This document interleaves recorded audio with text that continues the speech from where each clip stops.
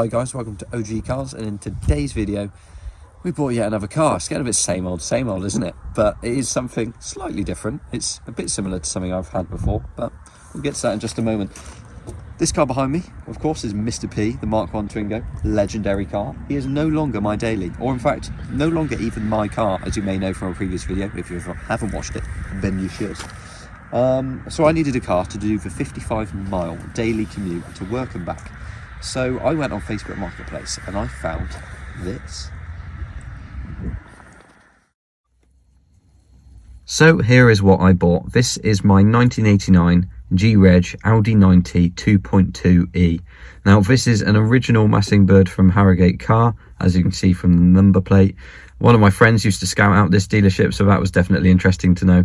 But what was even more interesting is that David Small from the Classic Audi forum actually knows this car personally. He worked there back in the late 80s, early 90s, and he said that this was their demo car for the Audi 90 2.2e, so that was definitely a good thing to find out.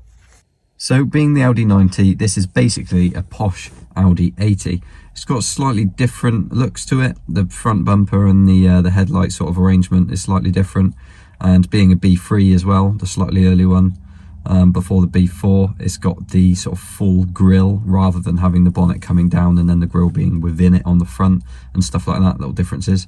The main things with the Audi 90 being the posh version of the 80 means it's obviously got better engine options, a nicer interior. This particular model has the rear spoiler. It also has a rear aux port set, so basically if you want to have headphones in the rear and you don't want the driver to be listening to the radio, then that is something you can do.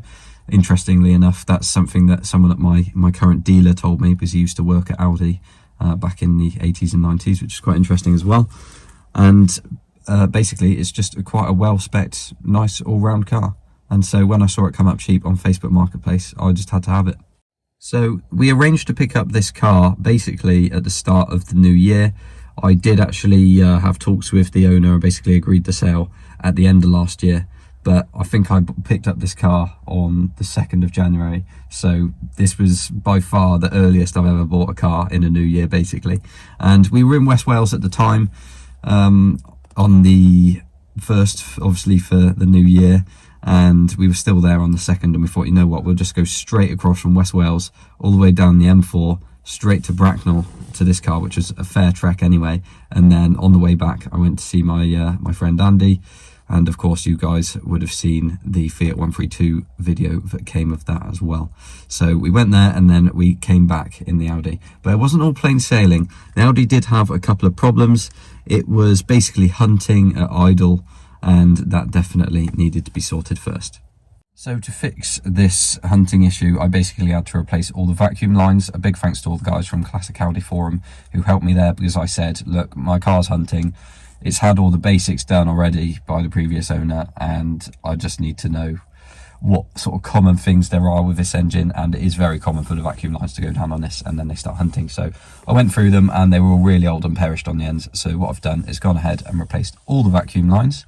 And while I was there, I also did new spark plugs, and it already had a new distributor cap and rotor arm, so that's fine. The leads look new as well. There was an old set in the boot, so I assume the previous owner did those. I did an oil and filter change. I did an air filter change as well while I was in there, and basically just made sure the car was all good to go.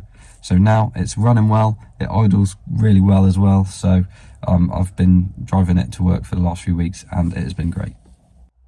To wrap it up, basically I was looking for a car that could do 1,000 miles a month, which, you know, was going to get decent MPG, it was going to be decently reliable and have a good parts availability. And what I've done is just bought the complete opposite of what I planned to buy, so that's great. I did actually have a couple of cars lined up before this one. I had a Citroen AX Diesel 1.5 lined up, which unfortunately was burnt out before I managed to go and pick it up.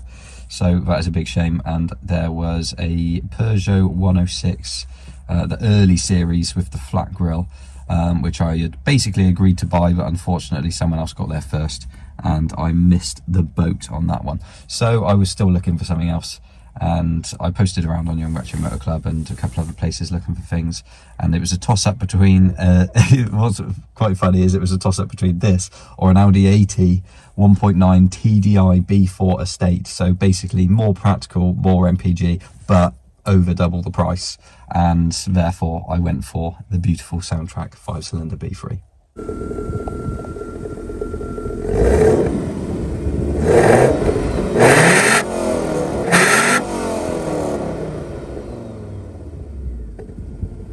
I also much prefer the shape of the B3.